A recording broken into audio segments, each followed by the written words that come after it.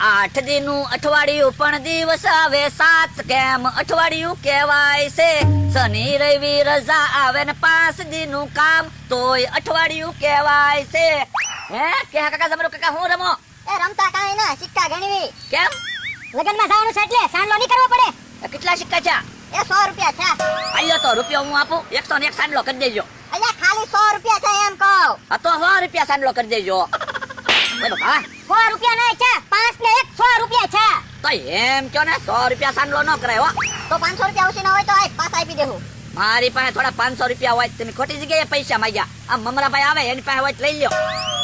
હે બકુલભાઈ આજ કેમ પાર્ટી ફેરવી નાખી હું ના ના આવડાને 500 ની જરૂર છે તમારી પાસે હોય તો આપો એટલે હું અહીંયા ઊભો અરે ના હું કાંઈ 500 રૂપિયા નથી દેવાનો આજને પાછા આપી દેવું આ તો કાલે પાછા આપજો જાંબુડા પાકે તારે પાછા આપી દેવું હે બકુલભાઈ જાંબુડા કાલે પાકે ચોમાસામાં તો મારે કાંઈ 500 રૂપિયા રોકાણ કરવું નથી હો 500 રૂપિયાનું ખાણ લઈને દુકાને બેસું ને તોય મને 50 રૂપિયા મળે મમરાભાઈ તમે ખાણ સંભાળ્યું છે મને પ્લાન મગજમાં આવ્યો હું તમારે 500 રૂપિયા જોવે ને હા તમને બે ને 500 મળે એવું કરી દઉં પણ હું કહું એમ કરવું પડશે આ તે બોલ ને અમારે શું કરવાનું તમારી વાડીએ ખાલી કોથળા પડ્યા હા 2 કોથળા મગાવો દાદા તમને બે કોથળા લેતા તો કે હારું તો કોથળા શું કરવા એ તમને બે ને ખાણ બનાવીને વેચી દેવાના છે હા તે વાંધો નહીં અમને 500 મળતા હોય તો અમે ખાણ બની જાવી હે બકુલભાઈ ખાણ વેચવા જાવું કોને ભોળા દાદા ને કેશું 2 ખાંડની ગુણું લાવ્યા તમારી હાટુ લાવો 4000 રૂપિયા આ એમ થાય હો પછી અમારે શું કરવાનું કાંઈ નહીં તમારે શાંતિથી બેસી જવાનું અમે સટકી જાઉં જો ભોળા દાદાને ખબર પડી જાય તો તમારે સટકી જવાનું હા તે વાંધો નહીં લાવો હબ લાવો અલ્યો ખાલી કોથળા આમ જો કોથળામાં ખાણ ભર્યું હોય ને એમ ગોઠવાઈ જાવ હાલો મમરાભાઈ ઉપાડી ભોળા દાદાની વાડીએ હાલો તમે જો ગામમાં જતા ગાડી લઈને ખાણ લેવા પણ ખાણ ન મળ્યું કાલે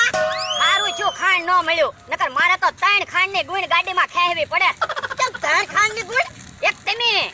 ઓય બાપા તું મને ખાંડની ગુણ કે ને તો પણ તમારો વજને ખાંડની ગુણ જેટલો જ છે ને મને ખાંડની ગુણ નો કેતો તો પણ હેઠા હાલો ને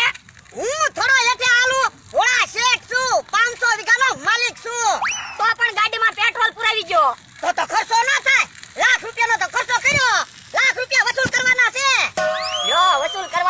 કરવાના કરીને તમે મને તોડાવી નાખવાના છો વાતું કરમાં વાડિયા પગાર ગાડી હાપ એ હારું ક્યાં એલા ભંગાર લઈને ઉપડ્યો એ કોને કે ભંગાર તમને બેયને એટલે તને નથી કહેતો ગાડી લેને ડોહાને કહું તો વાંધો નહીં ઓય બાપા તો વાંધો નહીં એ મને કે ભંગાર નથી લાખ રૂપિયાની ગાડી છે અને હું 500 વીઘાનો માલિક છું તો પણ ગાડી દોરીને હું કામ જાવ ઈ તો જરીક પેટ્રોલ ખૂટી ગયો ને એટલે હવે પેટ્રોલ નાખવાની ટેવ ન હોય તો ગાડી ન લાવતા હોય તો પણ તારી પાસે પેટ્રોલના પૈસા માંગ્યા હવે મારી પાસે માંગે તો રૂપિયો ન આપું ભોળા દાદા હાલો ને પેટ્રોલ પુરાઈ આવી કોઈનું સાંભળવું તો ન પડે ના રે ના ખર્ચો કાઈ કરવાનો ના ગાડી દોરીને વાડિયા પકડ જાય એ હારું રસ્તામાં ઊભો ન રહે તો કોઈને હારે વાતું કરવા ઊભો રહી જાય એ હારું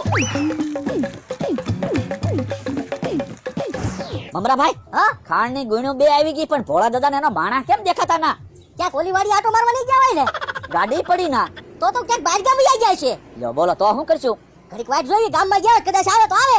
હે તમને કહું કે હા કાકા હા મુંજારો નથી થતો ને ગરમી નથી થતી ને ના ના મજા આવે ટાઈટ નથી વાતી તો વાંધો નહીં હે જમરૂ કાકા તમને કઈ નથી થતું ને શીકું આવે છે મને લાગે કોથળો મરસાવાળો આવી ગયો લાગે ઓ ભોળાદાદાની આવે ને પછી શીક ન ખાતા હો એ વાંધો નહીં અને તમે ત્યાં કે હા કાકા કઈ નહીં બોલતા હો એ હો બકુલભાઈ ભોળાદાદાની આવે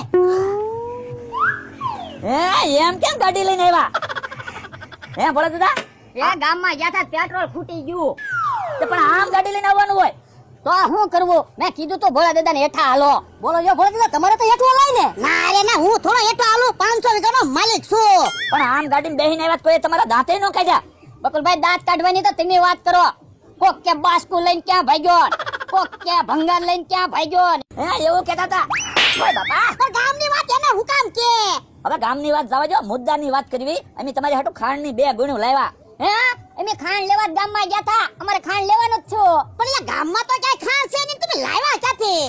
એ કેડે છે ને ખાંડની ગુણનો ખટારો ભરેલો જાતો હતો ને એમાં પડી ગયું પંચર તે મેન મમરાભાઈ ટાયર બદલી દીધું તે અમને બેને કે ખાંડની ગુણ આપી કા મમરાભાઈ તો હું ભોળાદાદા અને અમારે કઈ માલ ઢોર છે નહીં મેં કીધું ભોળાદાદાને ખાંડની ગુણ વેચી દેવી સારું કર્યું લે તમે ખાંડ લાવ્યા ખાંડનો હું ભાવ આલે 2000 ને એક ગુણ આ તો અમને બેન 2000 આપી ગયો ના રે ના તો ગામમાંથી ખાંડ ના લઈ આવું તમને 2000 રૂપિયા આપું તો ભોળા દાદા મારે ગામમાં લેવા ન જવું પડે આપી જો ને 2000 ના રે ના 2000 રૂપિયા ની કાક ઓછા કરો તો ભોળા દાદા તમે જ કહો ને પણ 1000 રૂપિયા તમને બેને આપી દઉં હવે 1000 રૂપિયા થોડા હોય તો ગામમાં ઘણા ને માલ ઢોર છે ગામમાં ન દે એવી કામ અમારા ભાઈ તો 1500 રૂપિયા આપી દો અમારે કોકને 500